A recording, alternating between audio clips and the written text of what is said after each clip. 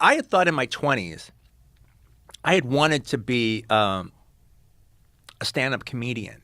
I had thought that might be where I would go because, I still look at, to this day, it's been cool how you've been talking so much about like the Comedy Store and then there's been all these like documentaries come out about it and all these pieces coming out about it and everything. And so, growing up in like the 70s and into the 80s, I mythologized the Comedy Store too. And actually the first time I went down to the Comedy Store, it's like 82, 83. I mean, I saw it forever, driving past it. And finally I brought up to a buddy of mine, hey, let's just go. And so we show up at the Comedy Store around like 11:30, 12 at night or whatever. It's like, say, 82 or 83. We walk in the Comedy Store, on stage, never seen him before in my life, never heard of him before, Andrew Dice Clay. That's who's on stage. Wow. When we come walking in. And he's doing hickory dickory dock. And he's doing his full like Dice Clay routine. And then the number one thing, like, whoa, boy, he'll never get on Carson with that. Boy, that was the whole thing. Almost like what you were saying about, well, they won't let you do that. Okay, well, he'll never get on Carson with that shit. All right, that was like the whole thing. So he comes on, then Paul Rodriguez comes on, who I'd seen and stuff. And then like a few other guys come on, and then it gets to be towards the end of the show. And then you hear in the audience, bring on the beast. Bring on the beast. Okay, everybody, here we go. Last person of the night. You love him. You can't live without him. Ladies and gentlemen, Sam Kinnison. And I never heard of Sam Kinnison before. And he walked up there, last guy on the lineup. And I've never laughed harder in my life as I laughed at Sam Kinnison doing his, routine at the close of the Comedy Store. It was, I spilled drinks. It was like I lost control of myself. And it was so great. I came back the next night to see if the Sam Kinnison thing was just like did it even happen? Right. Did it even happen?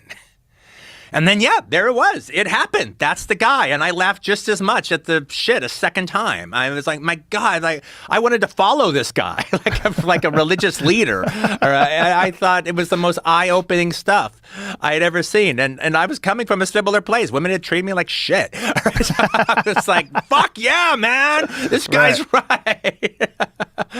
And, I was just 2 steps away from being an incel, all right? So it was like the Sam Kinnison was, he was speaking the word, man. I found about Kinnison from a girl that I work with at a health club. I worked at this place called the Boston Athletic Club. It was a gym in South Boston. I was teaching people how to lift weights, and there was this girl who was, I think she played volleyball or something. She was like this big, like bold personality. She was hilarious. She was a really funny girl. And she was telling me, because she knew I liked comedy, and I never even thought about doing comedy back then. This was 1986, so I was 19 years old. And she tells me about this HBO special that she saw with this guy Sam Kinnison.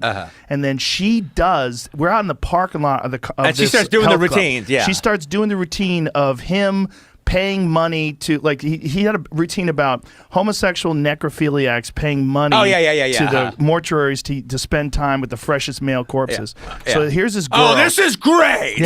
This girl's lying on her stomach in the parking lot going, oh, you mean life keeps fucking in the ass even after you're dead? It never ends! It never ends! Oh! So she's doing the impression of it. I'm howling at her impression of it. And then I got to a video store and I got a copy of the VHS. Okay, well, dude, I was into him a year and a half before that. All right, you're talking. He's already back mainstream. He's already done his HBO special by this. This was like no one's giving him shit other than Mitzi. Yeah, you were there at the ground floor. Fucking year and a fucking half before he did any TV. Do you know the origin story of Sam Kinnison? Yeah, I do. Yeah. No, I'm pretty familiar. He's a normal guy, and then he got hit by a car when he was a kid. and got brain damage. And but he was like the weird, like Marjo Gorner. He was like the weird evangelist kid. Yeah, but his brother wrote about it in Brother Sam. His brother Bill wrote a book about it. He was like a totally normal kid, gets hit by a car, and then he's just this wild, unstoppable. Oh, that I didn't know. Okay, that I didn't know. Well, there's quite a few people like that. Roseanne Barr is another one. Hit by a car when she was 15. She spent 9 months afterwards in a mental institution. She couldn't count anymore. Oh, wow. She used to be excellent at math. She got hit by a car, spent 9 months in a mental institution, couldn't count anymore. No, her brain was completely fucked. No, I had a friend got hit by a car, and then when she came to, she couldn't speak English. She could only speak Spanish. Whoa. Could you speak Spanish before that? Yeah, I think she had like just high school Spanish, but then all of a sudden, like for I think 4 days or so, she could only access the Spanish part of her brain. Wow. Well, something happens to people when they get brain injuries where they get really impulsive and wild, and they're reckless, and that's what became of Kinnison. Yeah. He became this wild, reckless, like maniac, and it literally came out of a brain injury. Yeah, it's amazing. Yeah. I mean, it's terrible. You don't want anybody to have a brain injury, but on the other hand, that's the only way to create a Kinnison. That's the only way yeah, exactly. That's where the lab experiment starts. It's hard for people to understand how revolutionary that guy was. Because when I was a kid, he was the first guy that ever made me think about comedy, like that I could do comedy. Because I always thought comedy was those guys you saw on the Tonight Show. Yeah. Where they, Well, it's like the first real official thing he did outside of the Comedy Store was he did one of those like comedy tapes that Rodney Dangerfield hosted. Yeah. So it was like him and Roseanne Barr, and then like a couple of other, Bob Nelson. Doing his boxer dude. Yeah. And then so like, oh my God, this is the dude. This is the dude. This is before he gets his own special. Yep. He just does Rodney's special. Yeah. No, I remember that very well. But so we had all those tapes, man. I watched all that stuff. I remember you used to on Comedy Central. You would do the your little non sequiturs. Jesus Christ, you remember those? Yeah, when you had hair and you did the little non sequiturs talking about, pretend I'm sitting in front of a brick wall. Yeah. And I'm talking about LA and New York. Yeah, that's like 93 or 92 or something like that. That's crazy. No, I was just like, I did Mark Maron show. I go, hey, I remember you, short attention span theater, right? Wow. Yeah. Penn Jillette doing all the promo voices. Penn Jillette, yeah. Well, Penn Jillette. Yeah, Juliet. God, it's amazing that you were at the store in '82. Was Pryor there at all? No, he would make personal. He would make. It was always a big deal. Him and Robin Williams would just show up every once in a while. No, it was like boring Paul Muni, doing his fucking 45-minute act, blowing down everybody else, right, who wanted to come on, and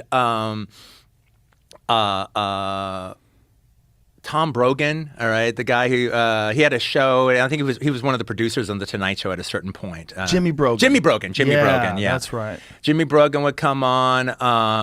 Jeff Altman. Oh wow. Yeah. Would come on doing their bit. Carrie Snow. It was the time of Carrie Snow, which I always wonder whatever happened to her. I thought she was really funny. She was really funny. Yeah. I don't know what happened to her. Yeah, that's an amazing time. You that was probably literally the heyday of the Comedy Store where you were there. Yeah. Well, it was definitely the new generation was coming coming around, and I talked with Jim Carrey once, and he was like, "No," he goes, "No, that was the time when I knew I could kill with impressions, but I knew I had to get away from impressions."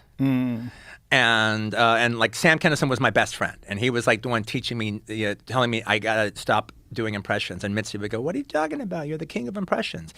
And I thought, well, okay, so I'm the king of impressions. So what? The best I can hope for is Rich Little. I want more than that. And but that means going up on the Comedy Store and bombing, knowing that if I just did one impression, I'd win the audience completely over. And so, like, when you know you have killer material in your pocket and you refuse to use it, and you refuse, but you're gonna, painfully recreate yourself.